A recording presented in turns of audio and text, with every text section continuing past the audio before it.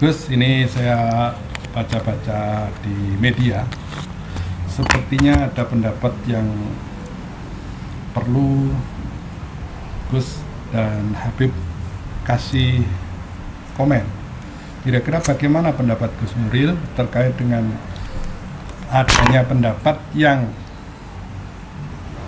mengarah kepada pembubaran Densus 88. Kalau secara akademik ya kami sedikit tahulah bahwa yang namanya keamanan itu termasuk hal yang vital. Kemudian bagaimana tinjauan Gus Nuril tentang ide semacam itu, dan nanti juga Habib. Alhamdulillah. Saudaraku sebangsa dan setanah air, Assalamualaikum warahmatullahi wabarakatuh. Waalaikumsalam. Sore ini hadir profesor kita, Profesor Dr. Imam Malik MAG, salah satu santrinya Gus Dur juga, bersama Kiai Iskandar ini yang memiliki pendidikan di daerah Boja, cuman potongannya potongan koboi ini. Begini, Prof. Kalau soal akademik saya nggak ikut campur dah, itu domain sampean sebagai profesor, ya kan. Saya melihat dari sisi demokrasi saja, bahwa di kehidupan yang menganut faham demokrasi, berbeda itu wajar. Memiliki pendapat, bahkan kata itu bertentangan, itu wajar. Wajar-wajar saja. Tetapi persoalannya adalah ketika seorang yang mewakili partai, dalam hal ini adalah Gerindra, dan menjadi wakil rakyat, memiliki pola pikir yang sangat tidak produktif, yaitu meminta Densus 88 dibubarkan.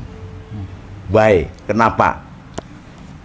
Lawang dunia ini mengakui, bahkan Amerika sendiri mengakui bahwa keberhasilan Indonesia di dalam mencegah kehancuran bangsa dan negaranya yang mendapatkan serangan bertubi-tubi secara masif dengan segala modal dan infrastruktur baik yang dari luar maupun dalam negeri, Indonesia mampu mengatasi itu. Mulai dari bom Bali 1, bom Bali 2, dan seterusnya. Nah, Densus secara global sudah menunjukkan nama besar di dunia dan diakui di dunia.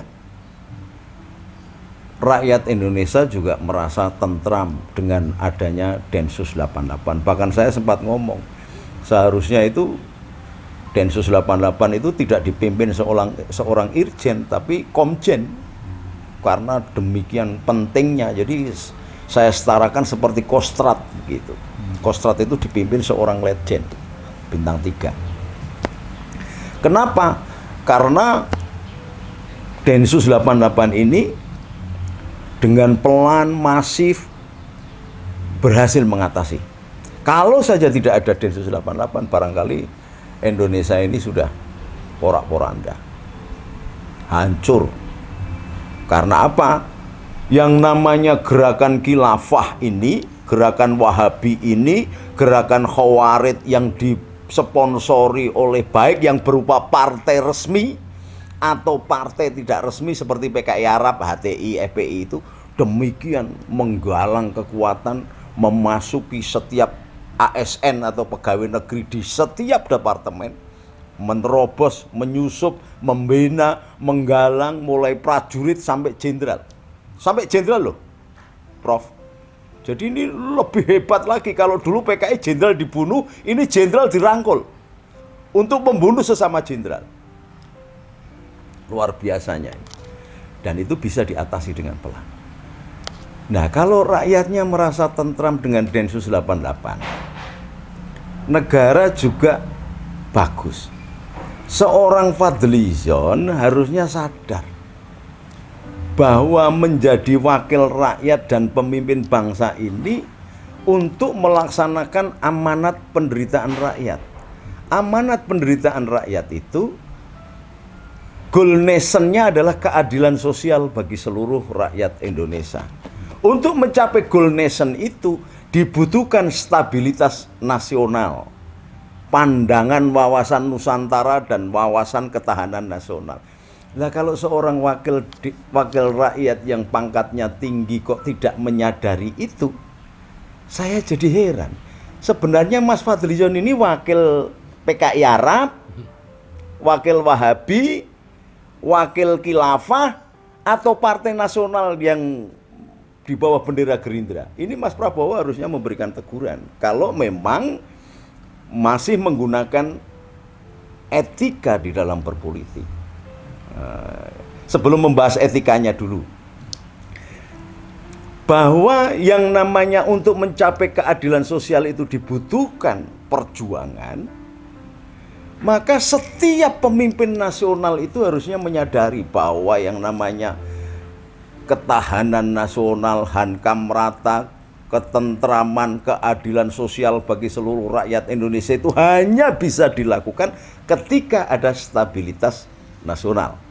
Stabilitas nasional itu di samping diduduki porsinya oleh putra-putra terbaik bangsa ini dari TNI dan Polri, ada masyarakat yang peduli terhadap bangsa ini, kemudian membangun seperti PGN, Banser, Ansor, Pagar Nusa, menjaga bangsa sebagai bentuk wujud aplikasi kewajibannya sebagai warga bangsa, membantu mententeramkan negara. Karena mereka juga masuk dari koridor-koridor yang tidak bisa disentuh. Mereka sengaja memasuki di kawasan antara TNI dan Polri. Akibatnya apa? TNI dan Polri jadi gagap karena takut dituduh melanggar HAM. Apalagi sekarang ini pengurus HAM-nya ini seolah-olah sudah dikontrak semua oleh kelompok radikal atau dibayar kelompok radikal. Saya nggak mau nyebut nama lah. Pak Profesor kan tahu ada Mas Pike dari Papua atau siapa. Semuanya minder kepada pemerintah. Mereka jadi aneh saya ini. Ini orangnya yang salah, hatinya yang kotor, atau pola pikirnya yang sudah teracuni sehingga dia hidup dari anggaran negara, tetapi dia justru menyerang negara. Ini sungguh sangat berbahaya. Oke, kita pisahkan dulu.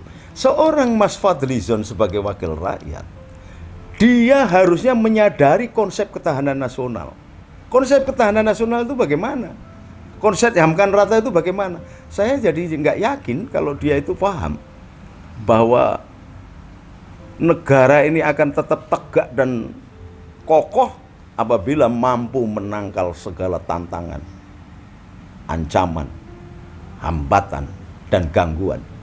Baik yang dari dalam atau dari luar. Nah, ini ada teroris yang datang dari negeri sendiri, dilakukan dari dalam sendiri, malah dicegah oleh Densus 88, kok malah bukan meminta atau mendidik kader-kadernya yang jadi teroris ini, si Fadlizon ini, tetapi malah minta negara membubarkan Densus 88-nya. Ini pola pikir yang kebalik-balik. Atau jangan-jangan sesungguhnya ini Gerindra dengan dibawa oleh Fadlizon atau dibajak oleh Fadlizon dari tangan Mas Prabowo untuk dimasukkan ke dalam satu konkurensi besar pertarungan ideologis antara Pancasila dan Khilafah. Nah, maka monggo deh disadari Mas Fadlizon ini sudahilah. Cobalah sampean mematut-matut diri, berperilaku, berpenampilan sebagai negarawan. Tidak hanya sebagai politisi ansih yang hanya didorong oleh syahwat kekuasaan, kepingin merebut kekuasaan. Nah, gitu loh.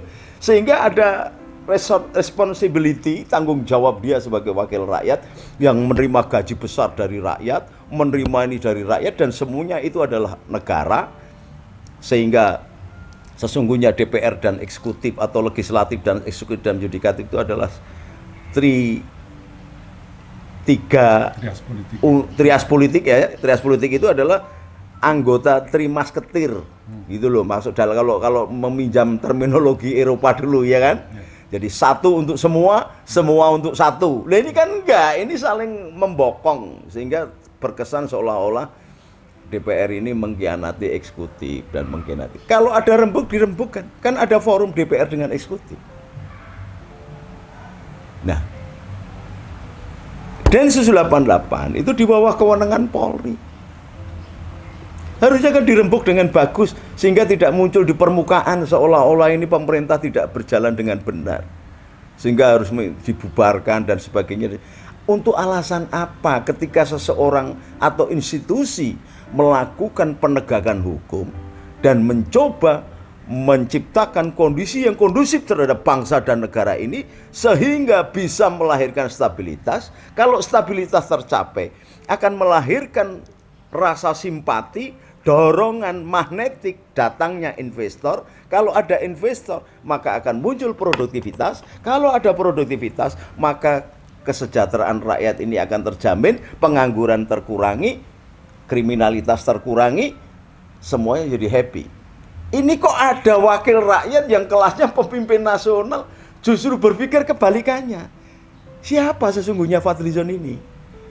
Saya jadi ragu-ragu, barangkali Laksus atau kalau sekarang nggak ada Laksus ya, BIN atau BAES lah atau Badan Intelijen apa saja namanya. Coba ditelusuri lah latar belakang bapaknya Fadlizon itu siapa sesungguhnya. Sehingga kita bisa tahu kenapa kok ada orang mau berpikiran kok aneh gitu loh. Kalau memang keluarganya benar on the track membela bangsa dan negara, tidak pernah memberontak, ya kan? Berarti memang goblok. Dan kita perlu memaklumi karena sistem politik sekarang ini rekrutmennya itu nggak benar, sehingga orang-orang goblok bisa menjadi pemimpin yang akhirnya membuat disharmoni itu, Prof. Gitu loh. Nah, secara etika sekarang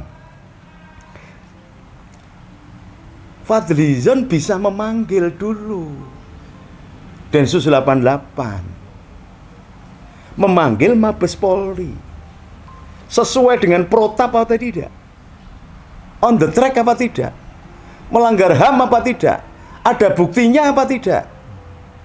Nah kalau ini sudah, baru wong namanya DPR itu tugasnya membuat undang-undang, bukan tunjuk sana tunjuk sini kayak pedagang lelang. Ini bukan. Cara ngomongnya, cara berpolitik dan bernegaranya ada tata cara yang disepakati bersama. Dia berupaya barangkali karena kepengen jadi DPR, bayar sana bayar sini, rakyat disuap dan sebagainya sehingga dia jadi DPR. Sesudah jadi DPR kemudian dia mengkhianati tugas DPR, lah kan kacau tuh ini. Seorang DPR dia punya fraksi kok, panggil. Bagaimana datanya? Tidak, kemudian tidak dilakukan apa-apa, lalu Densus 88 dibubarkan. Terus kemudian kalau dikejar dia ngomongnya, ini kan wacana. Loh, wong pinter-pinter kok bikin wacana yang rakyat jadi bingung, ini bagaimana? Ini model apa? Politik yang sama sekali tidak pakai etika, tidak pakai norma, berbahaya. Ya, menarik. Untuk selanjutnya, sebelum kita lanjutkan mengenai ke ranah etika teknik, mungkin saya mohon Habib untuk bisa memberikan komentar tentang ayo sambil diminum kopi. Filosofis. Ya, terima kasih. Assalamualaikum warahmatullahi wabarakatuh. Salam sejahtera. Melihat sikap Fadlizon yang cukup mengagetkan bagi saya, ingin menghapus Densus 88, ini seperti orang baru lahir, belum tahu apa-apa. Negara ini nyata sudah ada teroris. Negara ini jelas sudah banyak yang ketangkep. Demokrasi itu melindungi orang banyak. Jangan karena seorang segelintir orang yang membuat gaduh, kita mau jaga-jaga, besok yang mati orang nggak bersalah. Jadi kalau saya lihat Densus 88 ini, saya sekalipun yang serba terbatas ini, tapi saya kagum dengan Densus 88. Jujur aja, di dunia nggak ada secepat Densus 88 menangkap teroris. Dan memang prestasinya diakui dunia. Saya itu akui. Di Amerika tuh nggak segampang bisa nangkap teroris. Di sini sebentar tertangkap. Itu pun bagi saya masih belum dikasih ruang yang berluas. Kalau kita lihat di Singapura, Malaysia, itu nggak pakai permisi yo. Main tangkap nggak pakai pengadilan penjara. Kenapa? Kita menjaga yang lebih banyak. Jangan karena yang segigit dijaga-jaga akhirnya mengganggu yang lain. Nah itulah, jadi saya pikir seperti kita harus percayakan penuh kepada Densus. Kita nggak usah suudon. Seperti kita mau ke dokter, kita nggak pernah ngatur dokter, karena ahlinya di dia tuh sebagai kedokteran sudah kita sami'na wa ata'na.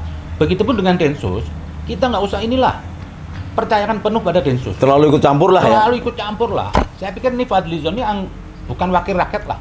Saya lihat di sini dia akan bermain-main politik kok. Ingin mencari suara dari kadun-kadun ini untuk ke depan lah. Ini namanya pengkhianat. Dia hanya mementingkan dirinya, tapi nggak berpikir nih di negara ini, bangsa ini akan kena musibah. Harusnya dia merasakan musibah rakyat.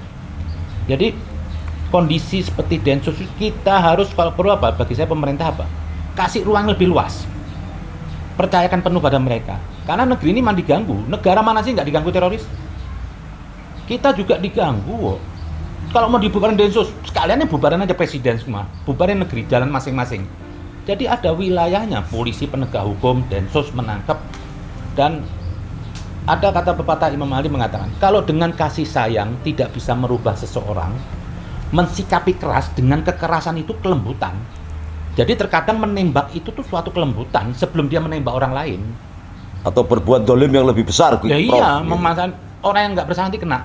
Itu kelembutan membunuh itu. Jadi tergantung kondisinya. Nah, saya minta apa? Ini mendingan Fadlizon ini Gerindra nih ngeluarin dia lah. Kalau enggak, akhirnya orang apa? Bisa jadi antipati terhadap Gerindra. Jangan-jangan nanti orang juga curiga Gerindra juga melindungi teroris. Jadi ini virus satu nih Fadlizon dibuang aja lah.